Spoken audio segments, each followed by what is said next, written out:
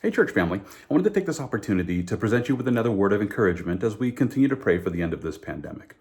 Now, if you've been paying attention to the mainstream media, or MSM for short, then you probably recognize that they're constantly moving the goalposts in order to keep us living in lockdown for fear of, well, everything.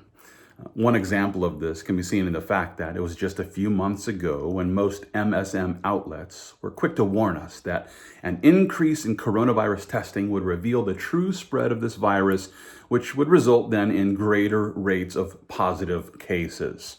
One example of this is seen last March when a reporter at NPR warned her audience with an article that was titled literally this: as testing quickly ramps up, expect more U.S. coronavirus cases.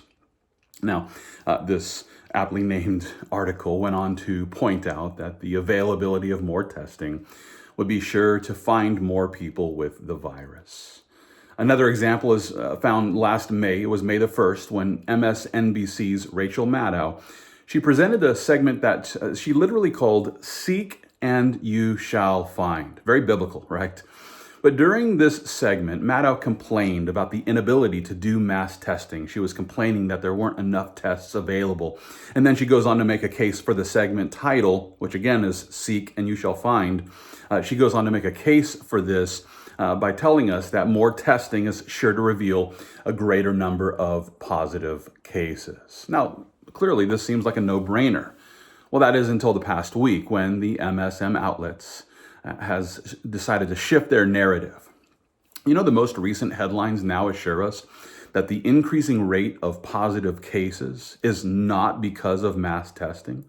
No, instead it's because conservative leaders have decided to reopen their states, prior to the election.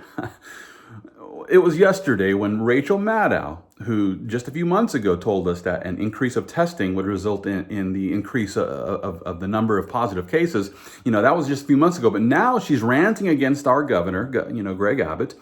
She's ranting that he's telling us now that the increasing rate of positive cases here in Texas is because of the increasing number of tests. And she's saying, no, that's not true. Wait a minute. Isn't that what you were just saying a few months ago? Another example of this shift in the story is found in an article published by the Washington Post, which is titled, No, More Testing Doesn't Explain the Rise of COVID-19 Cases in the U.S. That's interesting because, again, it was just a few months ago when every MSM outlet assured us that more testing was going to reveal more cases. Clearly, the MSM loves to shift the narrative so that they can present us with a story which is designed to fill our hearts with fear. Further evidence of this, it's found in the fact that they rarely, if ever, focus on survivors. Every once in a while, you'll get a nice story, but rarely do they focus on survivors. They tell you about all of the hospitalizations that are occurring, but they never tell you how many are discharged from the hospital each and every day. That tells you what their focus is. And in this way, they are creating a narrative that leads us to imagine the worst possible case scenario. Now, with all of this being the case, I encourage you to remember something that Paul wrote in Philippians chapter 4. There he declares, finally, brethren, whatever things are true, whatever things are noble, whatever things are just, whatever things are pure, whatever things are lovely, whatever things are of a good report, if there is any virtue and if there is anything praiseworthy, meditate on these things. Listen, rather than focusing on all the fearful reports of those who are trying to keep us in lockdown, I encourage you, let's meditate on the truth of God's word so that we can enjoy the peace that passes all understanding. And with this as the goal, I invite you to join us this Sunday as we continue to meditate on God's word. We're going to return to our expositional study of Luke's gospel account.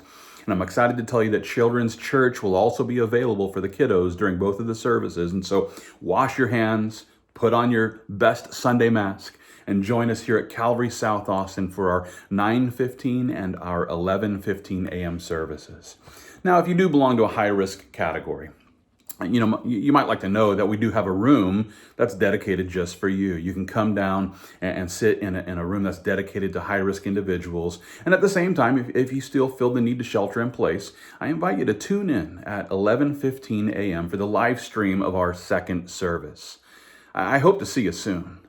But until then, let's continue to fight the good fight of faith, all for the glory of God.